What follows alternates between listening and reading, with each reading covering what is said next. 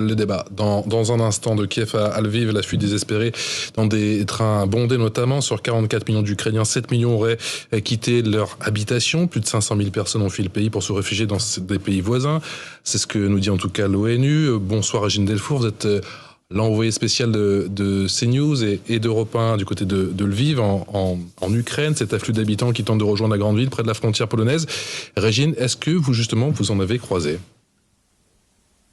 Oui, et justement, je suis avec Irina Knaf, qui est une jeune maman de 36 ans, une habitante depuis 10 ans de la ville de Kiev et qui a dû partir le 24, c'est-à-dire jeudi, le jour de l'attaque de l'offensive russe. Alors Irina, est-ce que vous pouvez nous dire en fait comment ça s'est passé le jeudi matin quand vous êtes réveillée ? Je me suis réveillée, jeudi matin à 5 heures du matin.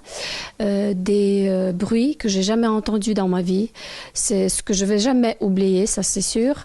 C'était les bombardements qu'on entendait de loin et on a tout de suite compris que c'est la guerre. C'était quelque chose de choquant. On n'y espérait pas du tout. En fait, il y avait on nous prévenait, mais c'était quelque chose qui était vraiment comme ça, qui est tombé sur la tête.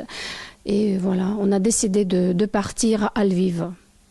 Alors, à Lviv, Lviv et Kiev, c'est plus près de 600 km.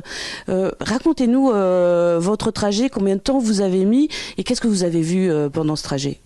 Le trajet a été vraiment très très long. On a mis du temps pour prendre quelque chose de nécessaire parce que j'ai un petit bébé. On a une mamie qui est tout à fait perdue, elle est handicapée. Voilà, c'était compliqué.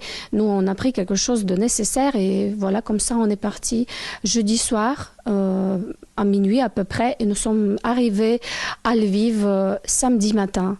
Alors le trajet nous a pris 36 heures parce qu'il y avait plusieurs voitures, c'était un peu long, il y avait déjà des checkpoints entre les régions de l'Ukraine et voilà, il y avait plein de voitures. On voyait des avions militaires qui se déplaçaient, on voyait même je crois un combat aérien dans la nuit parce qu'il y avait des explosions comme ça,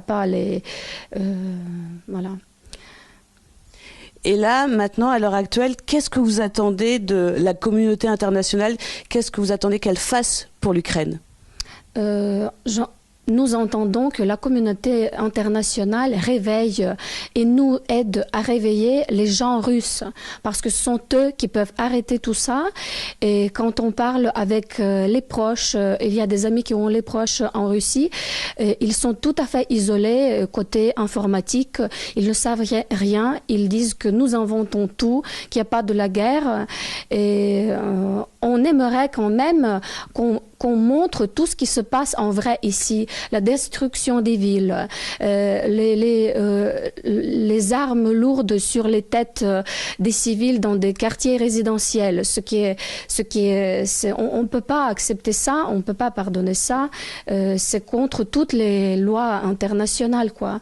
Voilà, il faut montrer au monde et surtout aux Russes qu'ils tuent les Ukrainiens pour aucune raison.